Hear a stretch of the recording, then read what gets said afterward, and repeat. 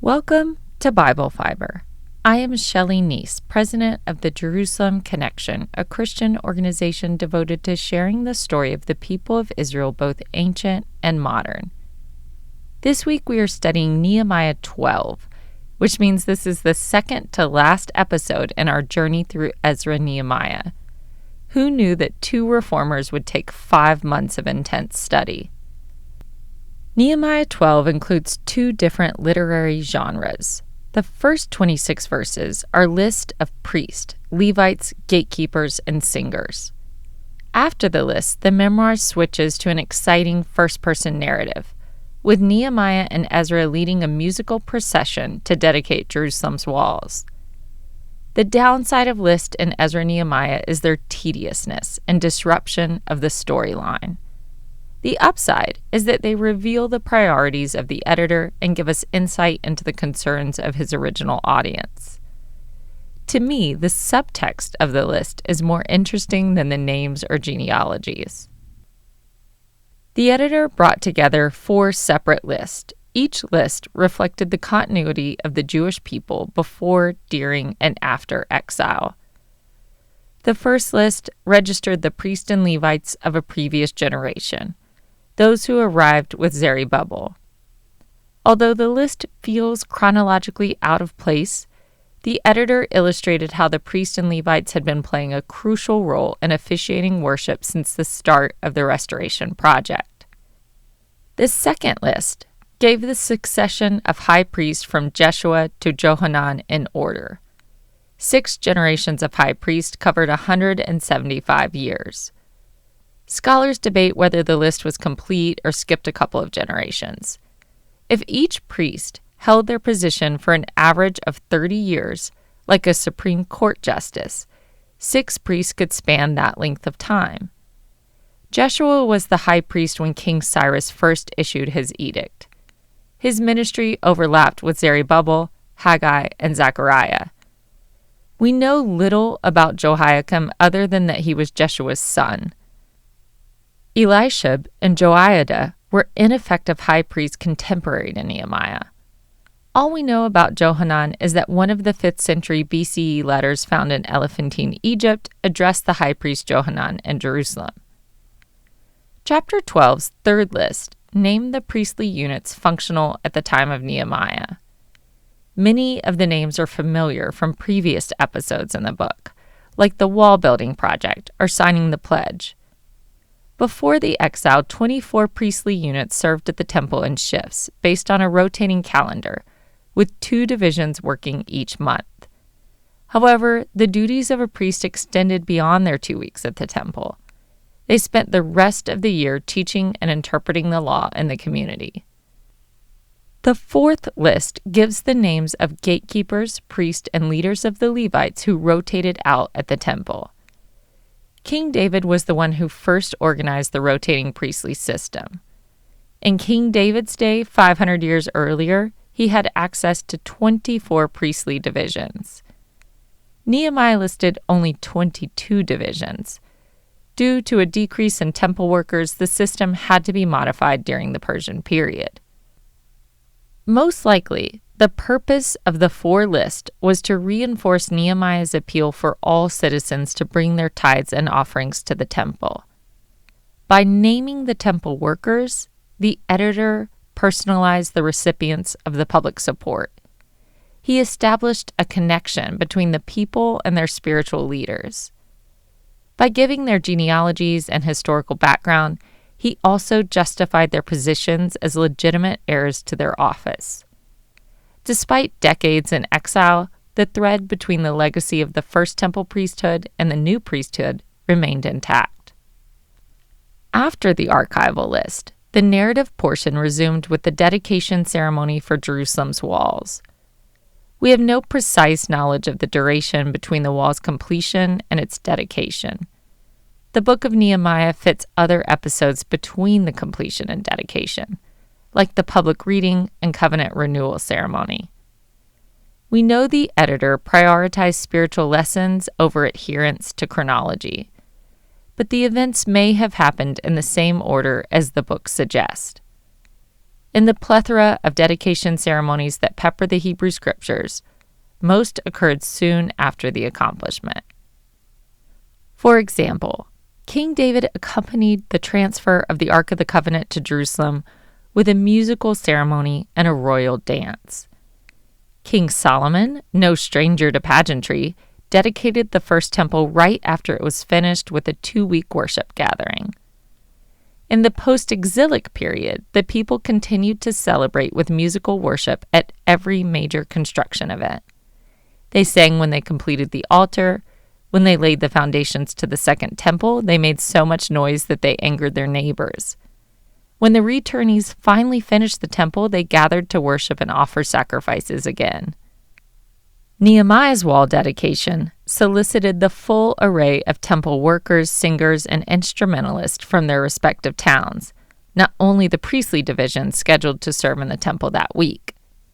The joyful celebration included cymbals, harps, lyres, and a choir. Thousands of laypeople also joined the procession. They had taken part in the work of rebuilding the wall, and they wanted to celebrate its accomplishment. The procession required the re-sanctification of the priest, people, gates, and wall. After decades of exile, the people needed to be purified from the contaminating effects of living in an idolatrous land and the subsequent problems with intermarriage and close contact with pagan neighbors. A half-century of desertion and Gentile occupation also introduced impurities to the city of Jerusalem. Purification renewed both the people and the city, setting them apart as sacred to the Lord. In Jewish tradition, people are ritually cleansed with a sprinkling of water, a change of clothes, and a shave. For inanimate objects like the gates, walls, and storerooms, the priests may have used water or oil. The text does not specify. Either way, the sanctification of Jerusalem's walls underscores the post-exilic view that all of Jerusalem was a holy city. Ezra and Nehemiah surely hoped that the completion of Jerusalem's physical fortification would advance her spiritual fortification. Nehemiah's first-person voice returns as the memoir reaches its high point, the commemoration of his project to restore the city spiritually and physically.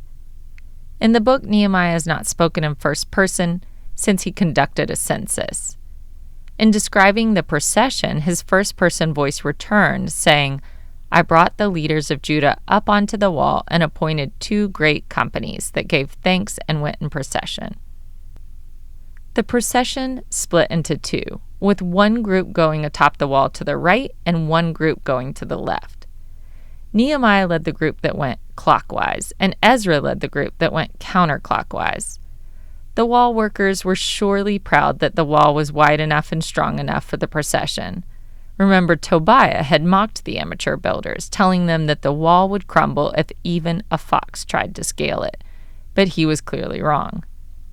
The narrative pointed to certain landmarks on the procession's path that seemed purposefully reminiscent of Nehemiah's secret night journey after he first returned to Jerusalem. The 2 events are perfect bookends to the story of Nehemiah's tenure. 3 days after Nehemiah first arrived in Jerusalem, he rode his horse along the crumbled, charred ruins of Jerusalem's perimeter. The next day, Nehemiah commissioned the people, "Let us rebuild the wall of Jerusalem so that we may no longer suffer disgrace." By chapter 12, he accomplished the mission. The large procession, walking and worshiping atop the walls along the same route as his first night inspection, was the perfect narrative counterpoint to disclose just how far Jerusalem and the returnees had come. Each party included singers, instrumentalists, priests, and officials. The text says the trumpet players had the musical instruments of David. The reference probably does not mean they had the actual instruments from the first temple. Most likely, the phrase is an acknowledgement that King David was the original founder of the temple's robust musical ministry. The passage about the wall ceremony emphasizes the act of musical worship and the importance of temple musicians, at the risk of minimizing everything else. Most accounts of temple ceremonies usually highlight the sacrifices. However, in Nehemiah 12, music is the main catalyst for unification during the wall procession. To reinforce the importance of music to the occasion, the editor listed the musicians by name, while he kept the officials and elders anonymous. Zechariah, one trumpeter, traced his ancestry back to Asaph, David's original worship leader. After the twin processions consecrated the wall by encircling the city, they joined each other in the temple courtyards for a full sacrificial service. Nehemiah, ever a prudent administrator, took advantage of the joyful occasion to remind the worshippers of their duty to bring temple tithes and offerings. For the governor, it was perfectly appropriate to encourage action after a day of elated worship. After the covenant renewal ceremony in chapter 10, Nehemiah had urged compliance with the Torah's guidelines for tithing and bringing first fruits. However, the procession gave the people a new appreciation of the size, scope, and level of the temple's operations and services. The temple system could not be sustained without consistent tithes and offerings. Before the worshippers returned home, Nehemiah passed the plate. This is how we articulate it for current church services that request offerings for a specific need. In Nehemiah's time, passing the plate meant collecting tithes to restock the temple storerooms. The narrative described the people giving willfully and joyfully. The book of Ezra never mentioned Nehemiah, and Ezra only makes an appearance twice in the book of Nehemiah. What makes the wall procession so unique is that it is the only time Nehemiah and Ezra were presented as co-leaders in the community. The narrative notes that the events occurred in the days of Nehemiah the governor and of Ezra the priest and scribe. Their respective titles show that Ezra worked in the religious arena, while Nehemiah served as a political leader. Although they only appear together twice in the narrative, there was not any bad blood between them. Nehemiah had called on Ezra to present the Torah publicly, and the two worked together to dedicate the walls. Ezra and Nehemiah presented the postexilic community with new types of leaders. Usually in the Bible, it was always military leaders or kings who were the heroes of the story. In the postexilic period, a scribe and a governor were the heroes. Neither Ezra nor Nehemiah were prophets, so they did not speak directly from the Lord like Amos or perform miracles like Elijah. Judah's lack of independence meant they also did not have royal aspirations. Neither of them were gunning to be king of Judea. Ezra and Nehemiah were practical, godly leaders who sought to do right by God for the nation's benefit.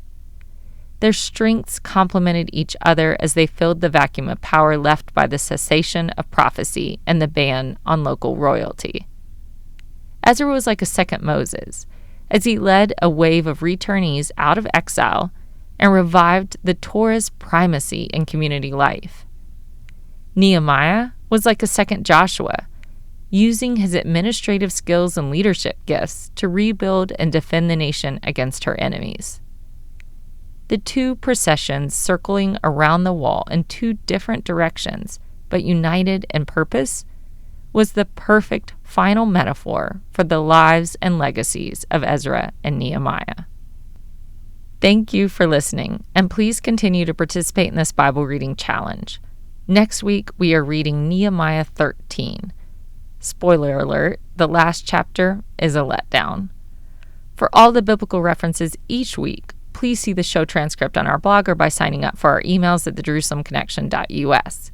I don't say all the references in the podcast, but they're all in the transcript. Send me a message, I'll respond. Bible Fiber is available on YouTube or wherever you listen to your podcast. Shabbat Shalom.